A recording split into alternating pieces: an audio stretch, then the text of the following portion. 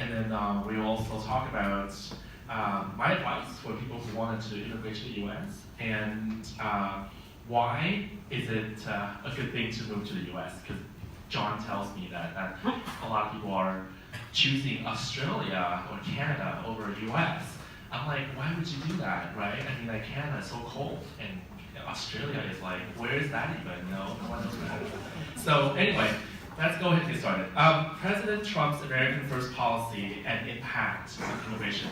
This probably none of you guys will really care. It's just that he makes immigration harder, and he makes it harder by making the government look into the business that sponsors immigrants more. So it's tougher to be compliant with the law, and people come and check out the business. Immigration, customs enforcement come and check out the business more. So it's just harder now to get a work visa. But the employment-based green card is largely not changed by this president. He hasn't really made green card applications harder, although he made work visa harder, like H-1Bs, Ls, and Os, and all these other types of work visas are harder to get.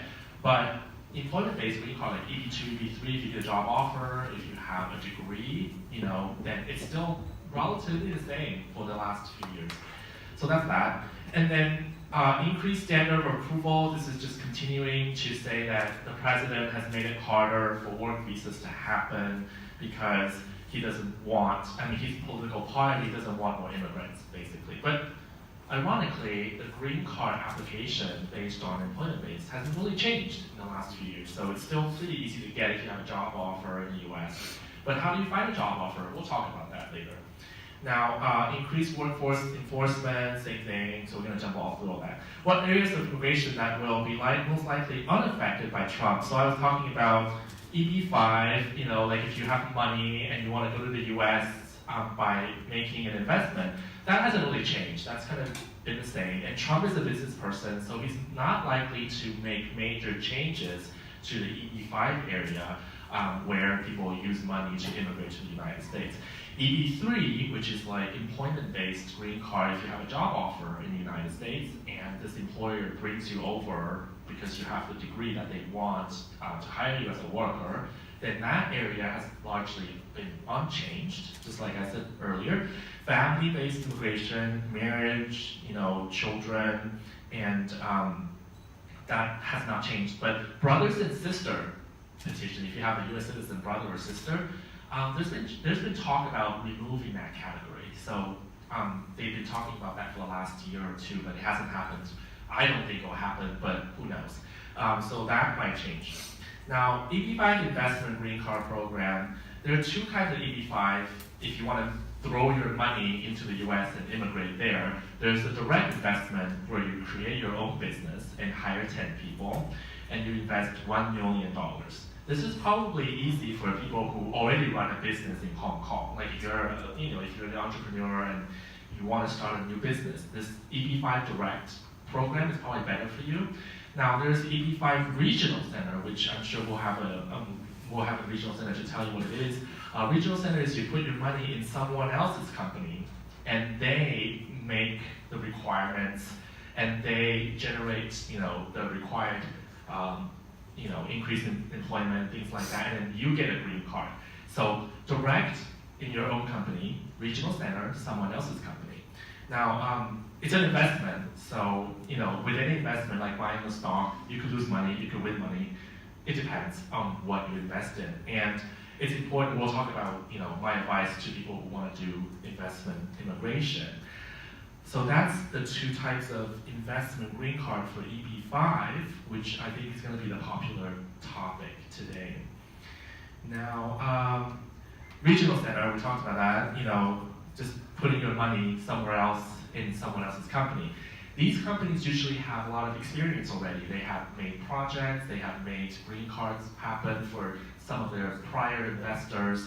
So you want to look into their experience, look into their background, their history to make sure that they are able to make this happen for you. So that's called due diligence. It's like doing your homework. Like if you have $500,000 to invest, then you definitely want to look into the company that you're investing, right? Otherwise, you would be investing in a company that might not get you the green card. So doing the initial homework is extremely important as an investor. So one thing to kind of mention is that the processing time for EB-5 and EB-3 are roughly the same. They all take time. So that's something I want you guys to walk away like remembering in your head that moving to the United States takes time. So if you're thinking, oh, I'm going to make this happen in 6 months, that is very unrealistic. You want to plan ahead, make plans to move to another country, right? You're not going to just get up one day and say, I'm going to move myself to another country. It takes time and planning. So EB-5 and EB-3, even if you don't have the degree, if you don't have the experience, the work experience or whatever, or you don't have a job offer, you think EB-5, that's like still 2 or 3 years. If you think you have a degree, you have a job offer, you want to do an EB-3, that's also a couple of years, So all of the options to immigrate to the United States takes time. So that's something that I want everyone to know because that's so important. If you don't remember anything from this meeting, remember that moving to the United States takes time. Immigration attorney's advice. Okay, so first get out your Rolodex. I don't know if you guys know what a Rolodex is. It's a really ancient thing where like you put it on a table and there's like people's phone numbers on it. You open it up and it's a contact book. Right now you have your phone. So get out your Rolodex means start talking to the people around you. Friend, family, family's family, friend's friend.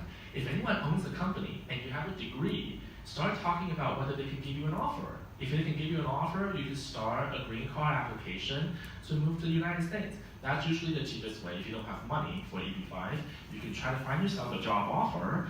That's never failed anyone. It's a really popular way for people without a lot of financial resources to quickly immigrate to the United States. Again, it still takes a couple of years, but the investment requirement is really low for that. Sometimes you have to pay for the filing fees, the attorney's fees, maybe like a little red packet hongbao for whoever gives you an offer. But other than that, it's a relatively small investment So get out your Rolodex, make connections, reach out to the other side. Anyone owns a company, and a friend of friend who owns a company. I have a degree in computer electronics. Oh, you're an electronic company. Can we talk about creating an offer for me? That's what people are doing nowadays to really find a way to immigrate to the U.S. Invest resources in the right place. Engage professionals. Talk to lawyers. Talk to people who might be able to find you a job. Put your money in the right place and do your research. Plan ahead. Get the facts. Review documents and standards. Understand risks. That's more for like EB-5. If you're going to throw $500,000 in a regional center, you definitely need to look at the documents. If you're not a financial analyst, if you don't analyze investments, get someone to look at those documents for you.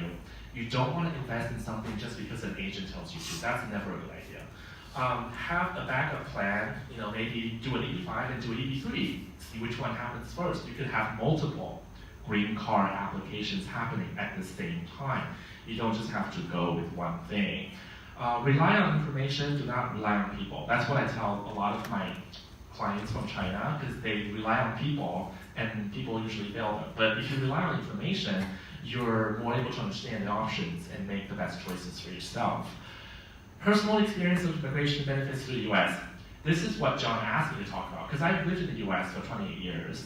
I moved to the US when I was, 15 years old. I went with my family. And my dad just kind of like one day told me, hey, we're all moving to the US.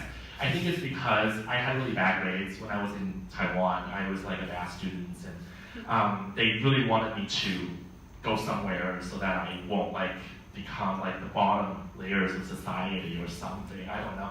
So one day they dragged me to the US. And I have to say I really like living in the US because my personality is that I like to go against authority. Whenever a teacher tells me to do something, I don't do it.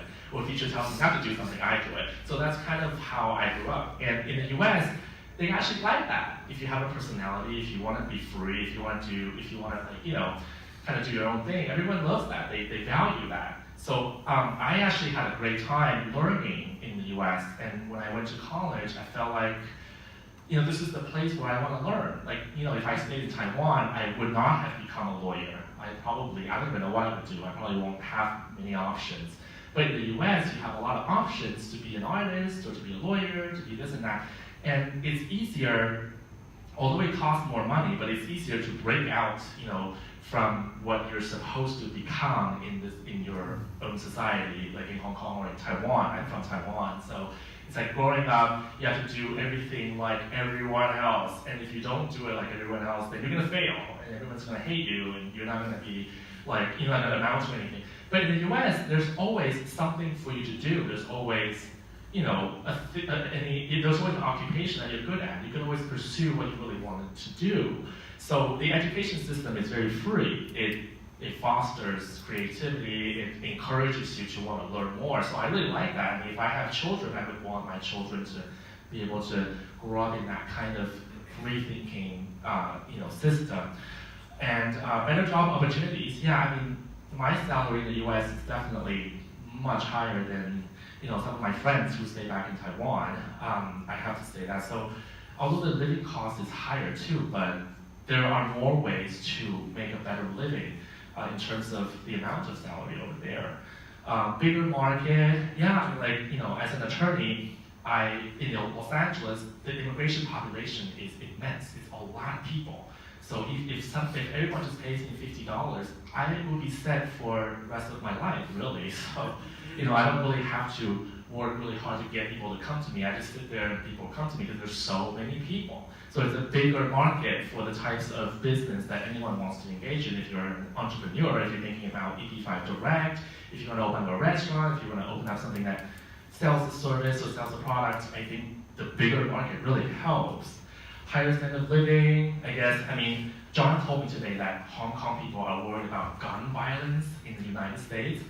I guess, but I've been living in the US for 20 years. I've not heard one single gunshot in my life. I have not. I know that people talk about like all these dangers and stuff, like if you have kids that go to school and they're gonna be shot up and stuff like that. Possibly, but that happens to only relatively few schools. It's not in California. I don't think California has happened. Not yet. Fingers crossed. So if you want to move to California, try to avoid places where there are lots of guns, like Texas, like Kentucky or Kansas. Just go to the coast, East Coast, West Coast, just not in the middle, because that area is like, you don't know what's going to happen. There's really strange people there. But anyway, there are people who love the new president, so you don't want to be among them, and they're really strange. And more choices in life. Yeah, I guess, growing up, I kind of really want to be a poet, and in Taiwan, you can't really be a poet because nobody knows what that means anyway. But in the US, you could be a poet, you could write novels, you could do whatever you want, and then at the same time be a lawyer, as well. So if you follow my Facebook page, you'll see that I write a lot of novels or like prose about what happens to my client or whatever in Mandarin. And they're quite fun to read, and there's time to do that in the US. But like, I guess if your kids grow up in Hong Kong or Taiwan, they got no time to do that because all their time is devoted to memorizing information in the books or taking tests and making sure that they pass the next test or whatever. So, I mean, I like the US. I know that you have many options. You have Australia, you have Canada, you have, God knows, these islands on the Caribbean. I don't even know what you're gonna do there.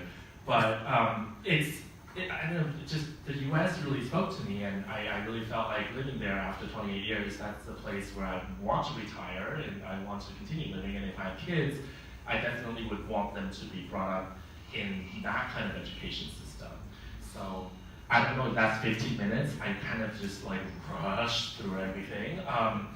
Questions, I guess you could take some questions. Anyone still being shocked by how fast I went? So我自己私人覺得阿 Chang 講得好好。Oh, the guy in the back. I found from one attorney website that they poll the people when they submit and when they got approved for the I-526. I found some case actually, the submission day and approval day is several months, but I think normally it's like 20 or 27 months. Yeah. So do you know from your experience, do you know why someone got between the submission and approval in just a few months? That's a really good question. I would say that sometimes miracles do happen. Your case could end up in an officer who really loves her job. Like if you're an officer and you work in immigration and you're like, I'm going to work so hard, that if your case ends up in her hands, it could be approved in a couple months, and if your documents look perfect to that officer, it's like, oh, this is good, this is good, this is good, I don't have any questions, approved. It could be fast, it's like, I mean, it's possible, but it's very rare, and also, it depends on when that is. I mean, if it happened in 2018, I would be really surprised. But if it happened in 2011 or 2008, yeah, I mean, back then there were not a lot of applications because the economic situation was pretty bad. So, you know, because there weren't a lot of applications, it's likely that if your application somehow ends up in a good officer and your documents look great, they can approve it within a couple of months. That is possible. I hope that answers the question. Does it? Okay. Well, if someone applied the first EB-5, if the project failed, do they be submitted for other projects? And their submission date count the first submission or count their second project? No, I would say no. Because when your project fails, your money is probably half gone. Or somehow, I don't see how a project can fail and your money is still all there, $500,000. And if you're going to move that to a different project, who's going to make up the difference? I mean, I'm not going to pay out of my pocket to invest, to help you invest in another project. You're going to have to take out the money, but then when the project fails, the process to take that money back into your pocket takes years. Sometimes, you know, through the legal system or whatever, they're not just going to give you the money back because the project fails. As a passive investor, which is what you are in EB-5, you wait for the office, for the project to give money back to you. How are they going to give money back to you when the project fails? They sell. They sell whatever junk they have left, their office, their computer, their shoes, their clothes. And then they go, oh, now we have all the money back. Now, investors, all you're going to get your money back. We have $1,000. We divide it by 20 people. Each of you are going to get $50 back. So that's how they do it. So the way to sell those assets takes time.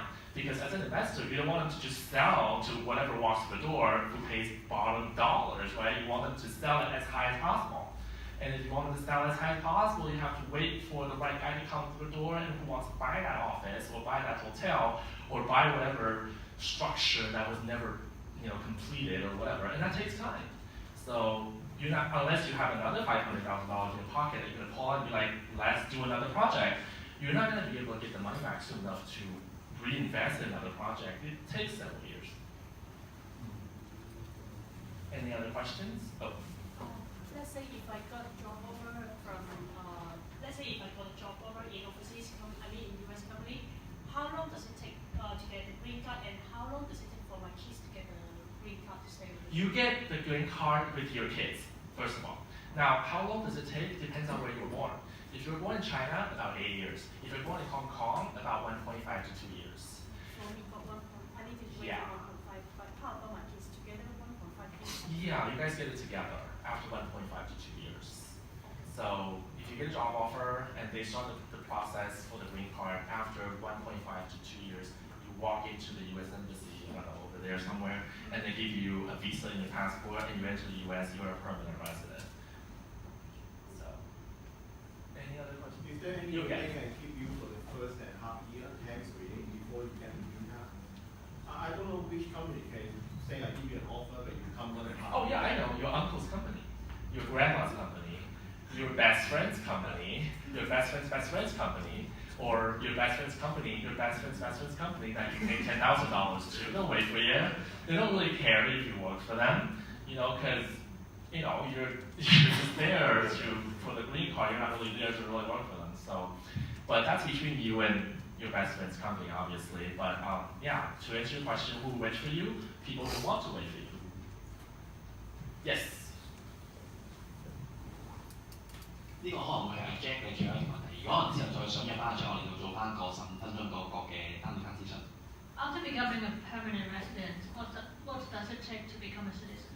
5 years. 5 years time. So you need to wait 5 years. Out of those 5 years, you have to be both legs in the US for 2.5 years. So you cannot be living in Hong Kong for more than 4.5 years after you get your green card. And you cannot travel out of the US for more than 180 days for any given trip in those 5 years. If you have those things and no criminal records, you will become a citizen in 5 years. You will be eligible to apply for citizenship in 5 years. And after that, they give you the citizenship actually after 1 year. It's very slow, but you would be qualified to apply for citizenship after 5 years. Okay, thank you, Chang. 咁佢一個好好嘅分享。So little time, but let's move on. 咁然之後佢都係有一句係，即係都幫我做咗個開團啦。喂，原來我哋揀選 EB-5嘅項目方係好重要嘅喎，市場上都可能有千百個，咁佢哋自己擁有唔同嘅成功歷史。咁而家我同大家要介紹係我哋即係我認知裏邊啦 ，EB-5 入邊佢係有20年嘅歷史嘅，擁有係上千、6000幾千係嘛 ？Sophia, is it? You guys have 6,000 or 7,000 feet ground record. We have. I work for CMB, CMB Fiscal to be exact. We have 5,300 families. 5,300 families have invested with us, and we have more than 4,700 I-526 approval. We have more than 1,100 I-9 approval, which is the permanent green card petition, and we have more than 500 investor families have got their money back. 非常好。嗱，咁其實我同埋佢哋，我都要再係即係可能 present 之前啦，再簡單講一講佢歷史。其實佢哋係比起市場上高任何一間 EB-5 嘅項目方係非常之即係更加好啊！原因係你可以好清晰咁見得到佢哋每一個項目入邊有幾多個 I-526、I-829 嘅 approval， 有幾多個係真係還咗錢出去嘅。因為我哋要知道申請時間係需時嘅，你還款可能係要等大概6年嘅時間，好唔 OK？ 咁所以唔好話睇住佢哋係好似係得幾個項目係還咗款喎，原因其他仲喺度等緊。市場上都好多項係從來未還過款，有啲可能係新興嘅 EB-5 項目。咁而家咁我有請我哋嘅 CMB 嘅代表 Kassel，thank you。Thank you. Yeah, my name is Kassel. I work for CMB Regional Centers. Yeah, Jack already kind of gave an overview of what the EB-5 program is. CMB is a regional center which is approved by the U.S. government to pool several, EB-5 investors together and invest their money into a job-creating project. The EB-5 program is an at-risk program. You have to make an at-risk investment that also creates a minimum of 10 jobs per investor. The idea of the program is that it's going to stimulate the U.S. economy. And so by this program, each investor must prove that their investment creates a minimum of 10 U.S. jobs. As Sophia explained, CMB, our company, is one of the oldest regional centers in the EB-5 program. We've been around for over 20 years. We have 5,300 EB-5 investors that have worked with us for their immigration pursuits. And over 4,700 have gotten their initial approvals, 1,100 have gotten their permanent green cards, and then over 800 have actually gotten their return of their capital back. It's an investment program, which means there can be no guarantee that the funds will be repaid because that would be a loan, not an investment, and that's not allowed under the EB-5 program. However, it's an investment, and if you work with a good regional center that has a good track record in the project, you have the possibility to get your investment back at the end of the term. And so 800 of our investors have already gotten their full permanent green card for themselves and their qualified family members, along with the return of their capital. One of the most important things that we pride ourselves on as a company is that we are very transparent in everything we do. All of our partnerships, investments, and track record are audited by third party accounting firms, so that it's not just us saying this is what our stats are or these are what our financials say. We actually have those audited by third party compliance audit companies, so that you know that what we say is the truth. It's not required by the program. We do that to just put a standard in the industry that we want to be transparent. So these are some of the past projects that we've done. We've done over 68 projects in our 20 years. It's a wide variety of projects that we have subscribed into. And over all of them, we have a 100% approval rate with the USCIS, which is the U.S. government agency that's responsible for enforcing the program requirements. So every single one of our projects has been approved by the government, meeting the requirements of the EB-5 program. So just a variety of projects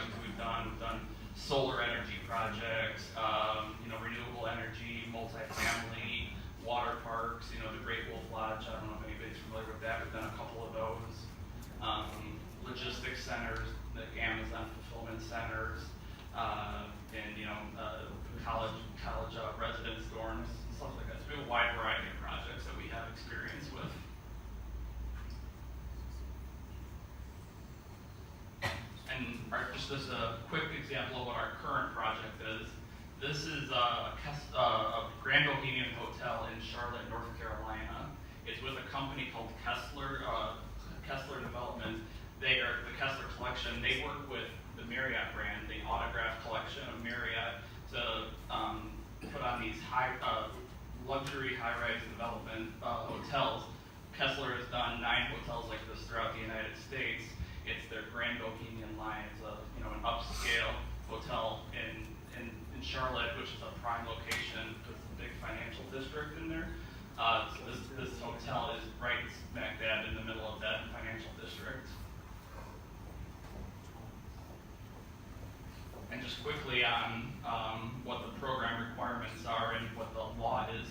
Currently, the EB-5 program is extended through September 30th of this year under the current rules and regulations. The current rules is very simple. It's a $500,000 minimum investment to create a minimum of 10 jobs. Those rules are good through September 30th of this year. However, the agency that oversees the EB-5 program has proposed new rules that could come out at any time. We expect the rules to come out maybe in about 2 to 3 months, but we don't know for sure. The projected language in the regulations has an increase in the dollar amount and then restrictions on where the projects can be located. We don't know the exact terms of it because it's still with the government to have the final rules, but changes are coming. So if you are interested in EB-5, it's better to know the program that you're subscribing into before the changes occur. Does anybody have any questions?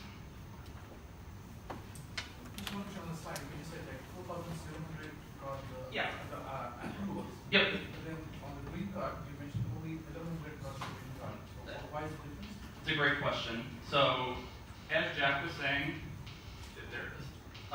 the government takes time to adjudicate petitions, and so it's a long process. So we have 5,300 people that have invested with us. They have started the process. They filed their initial petitions.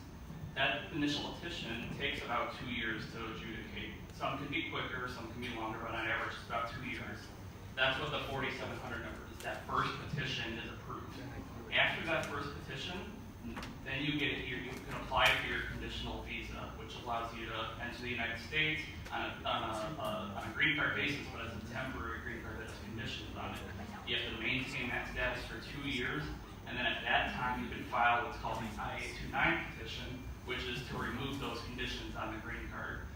That petition then takes another about 2 years to adjudicate, and then at that point you are eligible to get your return of funds. So there's years in between each process, and that's why you're going to see the discrepancy in time. So 5,300 is the total pool of people. Then you have the people that have already received their initial petition. Then you have the people that have received their final petition approval, and then finally the people that have gotten their money back in addition to their green card. So it all has to do with how much time has elapsed for each person. But for CMB, we've never had a project denial, so it's not like there are thousands of people of ours that have been denied. It's just how long projects take to be adjudicated by the government. Does that make sense? Yeah. A small question like I think the general side. So once you get your temporary green card and you enter into the US, so I think he mentioned that you need to stay there. So but do you need to kind of like immediate? Do you need to get an employment there, or sometimes what happens? Some people can go there for their children education. Yep. They'll admit their children, but they will come back to Hong Kong for some work here. So do you need to be employed in the US during that 2 years time? Is it a must? The EB-5 visa itself does not require any employment. It's not like H-1B where it's tied to a specific employer. Now, having the immigration intent is something you want to discuss with your immigration attorney about how often you have to stay inside the United States versus out. But just in general, having an EB-5 green card does not require you to have any specific job or any specific location. You can live anywhere in the United States, you can work anywhere in the United States. It's not tied to one specific region or job sector or anything like that. Yeah. Yes.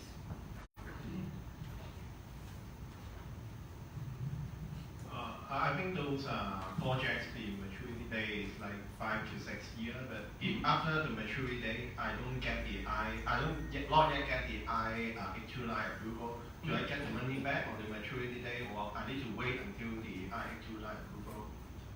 So you're saying if you invest in a project Yeah. and the project has its maturity date, Yeah. but you have not received your I-829 Yeah, approval? I think I already filed, but it takes 2 to 3 years to be approval. So if the I-829 not approved yet, Yep. then do So- I get money back on maturity day, or I need to keep the money until I get the I-829 approved? So most regional centers will redeploy your funds at that time to maintain the at-risk requirement because the USCIS requires that your funds stay at risk. But they will redeploy to some flexible project, like so if I say my I-829 approved in 6 months later, then Yeah. I can withdraw the fund or something like that. So how we do it at CMB is how we look at how every investor, what their time frame is, because we can, roughly project how quickly, somebody will be adjudicated. We don't know for sure how fast it is, but we can project, okay, we have 10 investors in this project, and 8 of them are gonna, probably get their approval in about, 8 months if the loan has been repaid. So what we are gonna do is find a suitable redeployment investment that is only gonna be necessary for that short time. We're not going to look to find a project that's a 10-year investment if you're eligible to get your money back in 8 months. Does that make sense? Yeah. But it's all for our company. We're going to always, any reinvestment is always going to go to the same underwriting standards that we always do for the initial project. We're not going to want to put you in a risky investment after you just accomplished 99% of your goal by waiting the 6 years or whatever it was. That's a great question. You want to, any regional center you talk to, you want to ask them what their plan is in that exact situation, because not everybody has thought about that or has a plan or knows what to do with that money. We've been around for 20 years. We've had experiences just like that, and so we're very familiar with what needs to happen. Yes? So go back to your EB-5 topics. So it seems like we are applying just like an investor for a project. Is that what you mean? Yeah, so you're a passive investor through our regional center. You invest money into our company. We pool you together with several other investors that would be just like you, and then invest your funds into one job creating project. So in that case, our current project is that hotel in North Carolina. It's different than the direct investment, which is what Jack was also talking about. There's 2 different ways you can do EB-5. If you wanted to do direct investments, you would be responsible for starting your own business, writing your business plan, hiring employees, counting how many employees jobs you created. Through a regional center like us, you just invest your money with us. We take care of creating the jobs, putting the business plan together, putting all the paperwork together, working with your immigration attorney to file that petition. So one more question. So going back to the project, your lawyer say that if the project is failed, then we lose some portion of the money, then invest. So do we have to fill up the gap if any case happens like that? So when you talk about a failure of a project, it's always going to be on a case-by-case basis, because what defines a failure is going to be specific to that project. You could have an immigration failure, or you could have a financial failure, or both. You could have a project that the project was completed, so the hotel was built, or the water park, or the logistics center, and the jobs were created, you got your green card. Immigration side, everything worked out great. But the developer, for whatever reason, wasn't able to fully repay the loan. They had cash flow problems, or something happened and they weren't able to pay back the full amount. Then that would be a financial problem. That's completely separate from the immigration side, so it wouldn't affect like your green card or anything like that. The only question would be, what recourse does the investment have to get the money back? Do they have collateral that they can enforce? Do they have any payment guarantees, or pledges of membership interests or mortgages or anything like that. So that's what part of your due diligence, like Jack said, is look to the project to see what is the collateral for that investment. What position are they going to play in the capital stack? What percentage is the equity investment? Is there a senior loan on the project? You got to do your due diligence on any project you're going to put your hard-earned money into. Philip, maybe a question on due diligence then, right? And how would you give advice to Hong Kong potential clients on how to do due diligence on regional centers and projects? Yep, that's a great question. It's two similar concepts, but it's separate too. You want to do due diligence on the regional center itself. So, for instance, our company, look at their track record, look how long they've been in the business, what their methodologies are, how they structure the partnerships, how they work with the clients and their immigration attorneys, what services they provide. But then you also want to look at the specific project and do a financial underwriting of yourself, essentially, of is that a viable project? What is it a risky investment? What market is the investment going to be in? Is it in a metropolitan area that's saturated, or is it a project where there's a need for that specific development? What is the position of the funds in the capital stack? Is it all the funds that are going to this one project? Is the EB-5 funds, and there's no developer equity or no senior loan?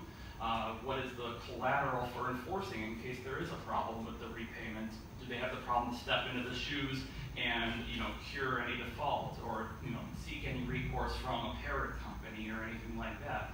Those are all questions that you need to just really look into before you make any investment decision. So is the regional center already examined all these projects for offering? Yep, exactly. I can only speak to what we do.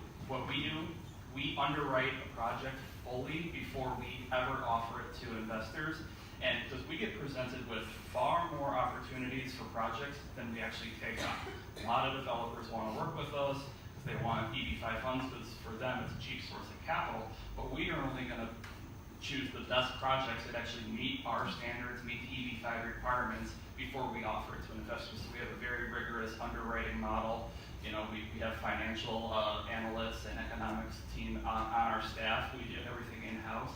And so we underwrite the project to our own due diligence standards before we ever give it to you. But then, like I said, you need to review the same information. Don't just take our word for it or any other regional center. Make them prove what they say, read the documents, ask questions.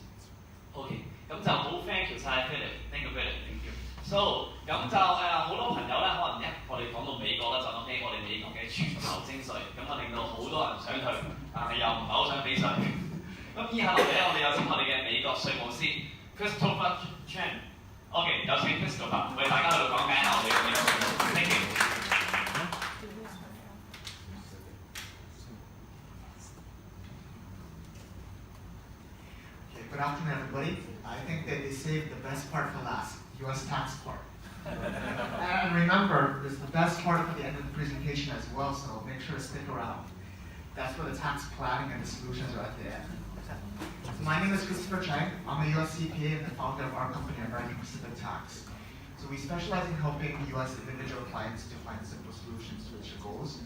We've been helping a number of U.S. expats live in Hong Kong, a lot of non-resident aliens who are looking to invest in the U.S. or people who simply purchase U.S. real estate. We help them with their tax planning, consultation, and compliance work. And through the years, I've been helping clients with the U.S. taxes for over 10 plus years. Prepared, reviewed, helped clients with over 1,000 U.S. returns. And in Hong Kong, you can find us on a number of websites. Take a look at online. Find us on Asia Expat, IRS listed tax return preparers, as well as a few other websites online. So you can find more information there. I want to also talk to you guys briefly about the 2017 U.S. tax reform. So in December of 2017, there's one of the biggest tax changes that happened in nearly 30 years. This tax change was actually quite significant. I've looked at tax returns from 30 years ago. I looked at it in 2018. I'm actually very impressed with what's changed. Donald Trump's plan was to simplify the U.S. tax system and lower taxes for certain groups of people. So definitely through his changes, he actually had, his intent was simplify and reduce. So these changes were, which I will talk about in slides next, designed to help some lower income individuals as well as higher income individuals, as well as businesses as well. Many of these tax law changes were what they call a sunset, that they may expire in 2025, but the political landscape right now is very unstable, so depending on what happens in the near future in the next presidential elections, we'll really see what's going to happen with the tax landscape. Taxes are always something that presidents want to focus on. When each of the past presidents took office, President Donald Trump, he actually had significant tax reform. As you can see, from Ronald Reagan, he also wanted to reduce taxes. George Bush's, as well as Barack Obama. I don't really need to read through all of these, but as you can see, a lot of the Republican presidents really wanted to push lower taxes, whereas Barack Obama really pushed for economic stimulus. So it really depends on the presidents and their political positions about what they wanted to push for tax reform. Some of the main reasons for tax reform with Donald Trump was definitely the higher taxes. As you can see, the colors indicate the countries that have a worldwide taxation system and the actual tax rates. The US actually has one of the higher taxes, nearly 40%, whereas some of the other countries have significantly lower taxes. And this really was one of the driving factors that led to the tax reform of 2017. Okay, so for today, what I really want to talk to you about is how does U.S. taxes impact non-resident aliens? How does it impact U.S. citizens? And for many people who may or may not be U.S. people, how their tax is completely different. So generally, U.S. citizens and resident aliens are taxed on worldwide income. So no matter whether they're earning income, if they're earning income in Hong Kong, they're earning income through salaries, dividends, through a business, they may be subject to U.S. income tax. Also, they need to file U.S. taxes annually. U.S. taxes are usually due on April 15th of every year. Some other things that need to be kept in mind is, which I'll go through because, like this, for example, many of you, I'm assuming, if you guys are looking to immigrate to the U.S., are not U.S. people, so what they call as non-resident aliens, and how their tax is, for mostly, if you don't have any U.S. investments, would not be subject to U.S. income tax. So, in 2017 and prior years, you can see the U.S. tax rates. Highest U.S. income tax rates were 39.6%. This was in 2017 and before. Beginning in 2018 and future years, the highest U.S. income tax rate is 37%. A lot of people hear the highest tax rates and automatically think, well, U.S. taxes are extremely high.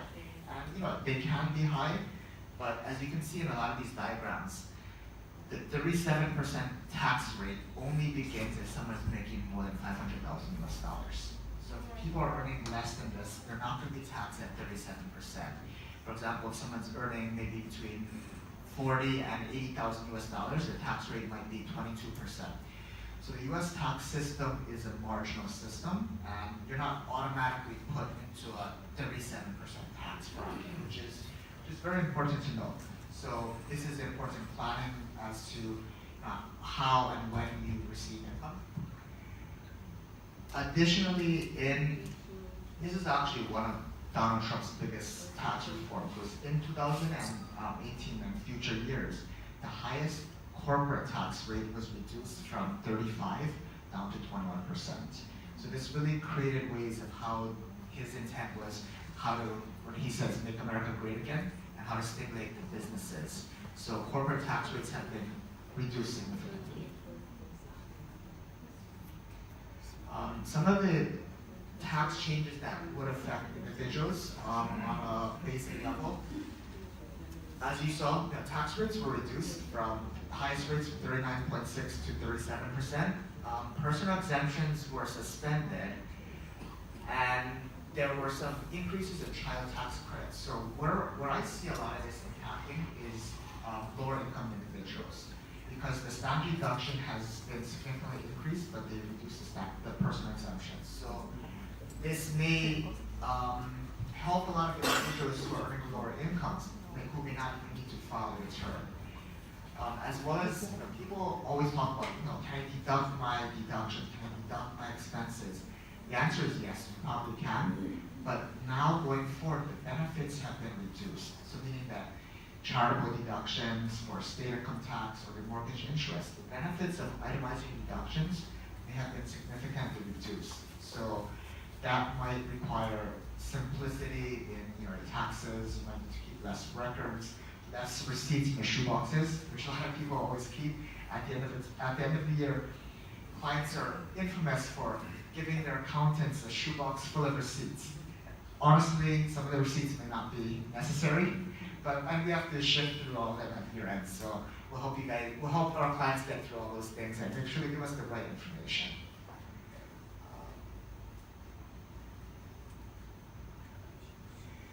Something that many non-US people need to be aware of that is very important is that in addition to income tax reporting, which a lot of people need to do, the US requires disclosure for US persons, US citizens, green card holders. What the disclosure is just reporting certain information to the US government, which could include bank balances, foreign financial accounts, maybe interest in foreign companies, or foreign retirement plans. And what the requirement says is that if you have more than $10,000 US in your foreign bank account at any one time during the year, you have to tell the US government. What they're really looking for is your income being reported. So for example, a US citizen living in Hong Kong might have a bank in HSBC, Citibank. They would need to tell the US government, yeah, I have $20,000 in this bank account. I've earned $20 in interest income. So that's what the US requires. And part of what happened with FATCA is it's also requiring these foreign financial institutions to also disclose the information back to the US. There's another law called CRS, which is very similar to the FATCA, that has also been put into effect with other countries. So I believe in Hong Kong has FATCA as well as CRS. For example, and another type of, with this form called Form 8938, other things that might need to disclose, like I mentioned, is company accounts. If you have a foreign life insurance policy with cash surrender values, those also might need to be disclosed to the US government. So what they're looking for is there any potential taxable events that might need to be disclosed or reported back to the US? Is there income that needs to be taxed? So I think a lot of this is probably wondering, so why are you so concerned about the US tax system? And I think one of the main reasons is, as US resident, getting a green card holder, you become subject to worldwide income tax, but there might be deductions, and also you do need to disclose. So this includes foreign bank reporting, life insurance policies, investments in foreign companies. As a non-resident alien, you're not subject to any worldwide taxation. Only if you have a US source income, you have to be reporting your income. There might be some deductions, but disclosure, a lot of times you don't need to disclose your Hong Kong bank accounts if you're not a US person. But there might be specific cases where this might be a requirement. So the one question which Jack and Phil did a good job, they kind of told you guys more about how, becoming a US person, how to get the green card, how to get the EB-5 visa. So I'll tell you more about how you can, basically they've kind of covered a lot of this part so well. You get a green card, you can become treated as a US resident. And the other way is actually simply by spending too much time in the US, you'll be treated as a US person. Or some people can actually make a choice to be treated as a US resident. You might be thinking, who would want to people don't want to choose to be taxed as a U.S. resident, but there are certain times when it would make a lot of sense to do so. So, green card, I don't need to talk to you as much about this. I think that you guys had a good discussion about these. Green card looks something like this.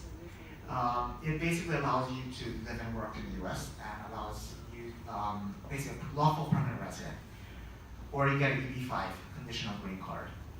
The start date is when you get the visa, and as I've learned from a previous presenter, you step foot in the U.S. So that's actually your starting date.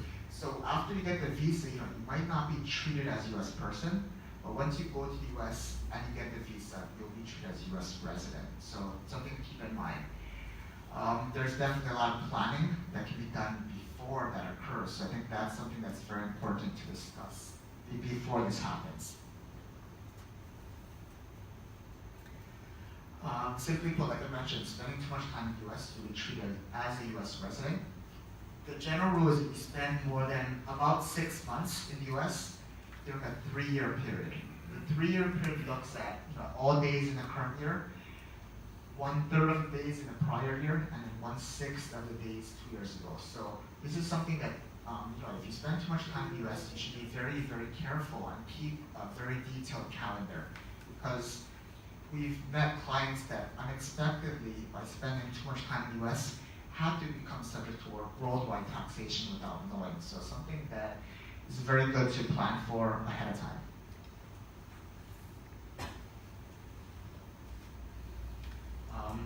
The election, this is for a lot of people who may be married to a U.S. person.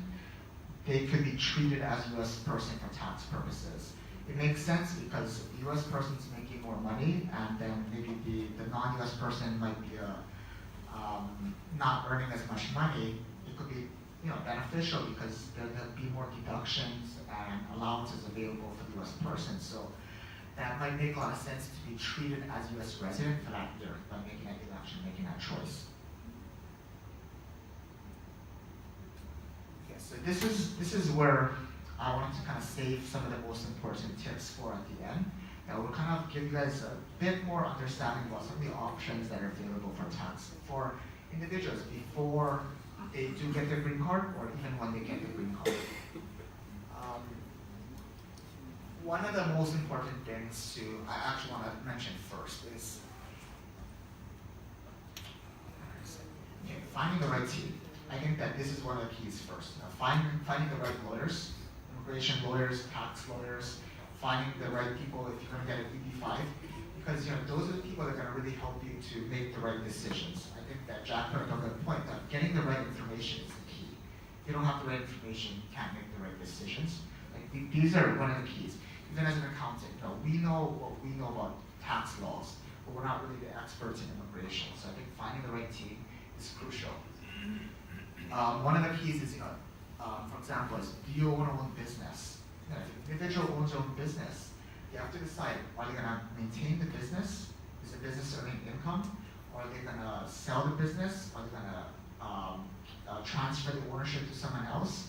So I think these all are important factors before they become a U.S. person, because what could happen is, in Hong Kong, a U.S. person might own a business in Hong Kong. The business is subject to tax in Hong Kong as a U.S. resident, and that business might also become subject to U.S. tax. So these are some important planning that definitely need to be considered before getting the visa. Timing of income. We've seen taxpayers that, how can you manage when you receive your income? Do you get your income when you're in Hong Kong as a Hong Kong citizen? Or do you get it when you're going to become a U.S. resident, getting a green card? If you can control it, then that's great. Some people cannot control it. So understanding the impacts, understanding the tax rates, understanding the implication. Is this only Hong Kong income? Or is it going to be subject to U.S. income and U.S. tax as well? We've seen a lot of this happen with, a lot of people have provident funds, MPFs, Warsaw plans. When are these plans going to be taxed? Will they be taxed when you're a U.S. person after you get a resident, and it could be a significant tax bill? Or is that income recognized before getting a green card? So these are some factors to consider, as well as And what kind of investments do you have? Do you have stocks? Do you have maybe mutual funds? Do you have other types of basically interest in a foreign company? Because factors are, when did you acquire stock? Did you acquire stock 20 years ago? The cost basis could be very little, minimum, might be like $10 you purchased 20 years ago. Now the stock might be worth $1,000 US. There might be some significant capital gain exposure there. So how do you manage this income? The timing of income becomes very crucial.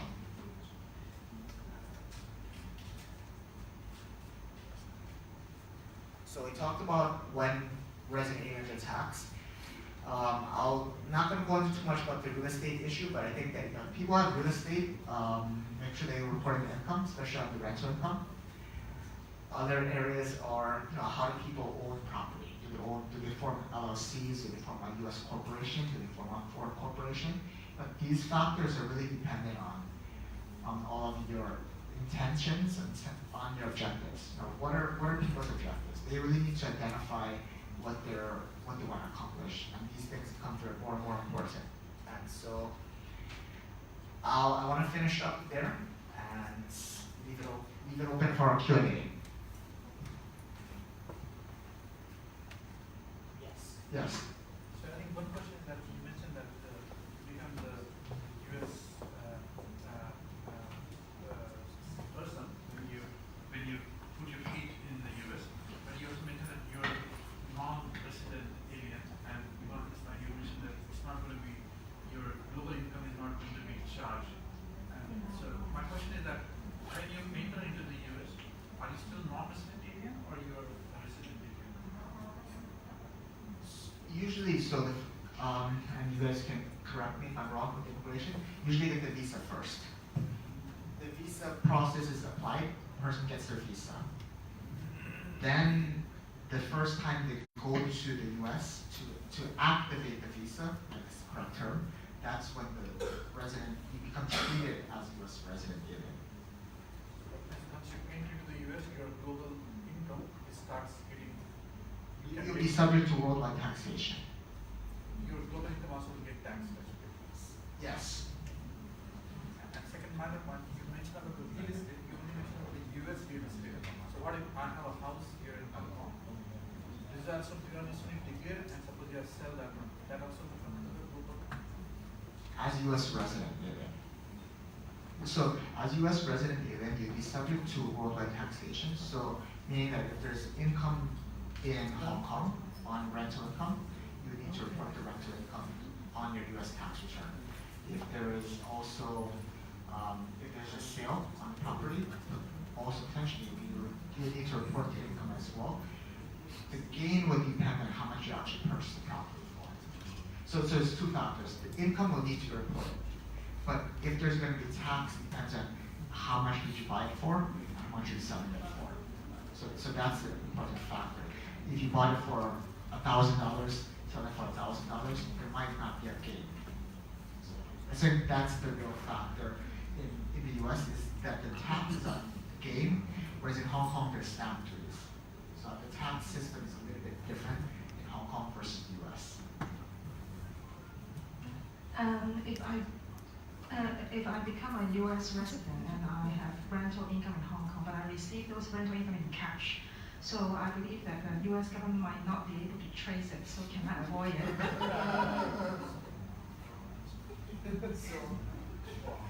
US persons are required to report their worldwide income, and they should be reporting their cash income as well. So whether or not they can trace it is a different factor. What is required by law is it should be reported. 我哋都係做翻一個誠實嘅報稅。嗱，咁如果可能再有問題。